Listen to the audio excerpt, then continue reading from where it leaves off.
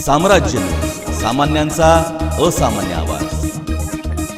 Settlement free colony येथे दारू पिऊन दंगा करणाऱ्या नागेश जाधव या युवकास दंगा करू नको असं सांगितल्यामुळे शुभम प्रकाश गायकवाड या युवकास धारदार शस्त्राने मारहाण करून जीवे ठार मारण्याचा प्रयत्न केल्याप्रकरणी विजय गायकवाड, सचिन गायकवाड, अमोल गायकवाड, राम जाधव, निखिल गायकवाड, कृष्णा जाधव, दत्ता जाधव, मंजुनाथ जाधव यांच्या विरोधात सलगरवस्ती पोलीस ठाण्यात गुन्हा दाखल करण्यात आला आहे। यावेळी सलगरवस्ती पोलीस ठाण्याचे वरिष्ठ पोलीस निरीक्षक संपत पवार यांनी या संदर्भात अधिक माहिती दिली। सलगरवस्ती पोलीस ठाण्याच्या हद्दीमध्ये सेटलमेंट कॉलनी नंबर 6 येथे दिनांक 1/6/19 रोजी संध्याकाळी 7:15 दरम्यान शुभम प्रकाश गायकवाड हा फिर्यादी आहे, तो उभा होता।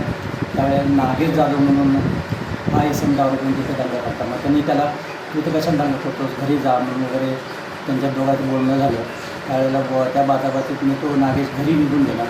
त्याच्यानंतर त्यांनी बहुतेक त्यांना कळवलं असेल, त्यांनी त्याचा राग मनात धरून विजय सिद्धराम जाधव, सचिन गायकवाड, राम जाधव, निखिल गायकवाड, कृष्णा जाधव, दत्ता जाधव व मंजुनाथ सिद्धराम जाधव असे 7 लोक आले व त्यांनी तू आमच्या यांना का बोललास, तुला लय मस्ती आली का वगैरे म्हणून त्याच्या अंगावर तलवार आणि रॉड घेऊन धावू लागले। म्हणून तो पळायला थोडं अंतर पळून गेला, म्हणजे परत हे लावून पडला।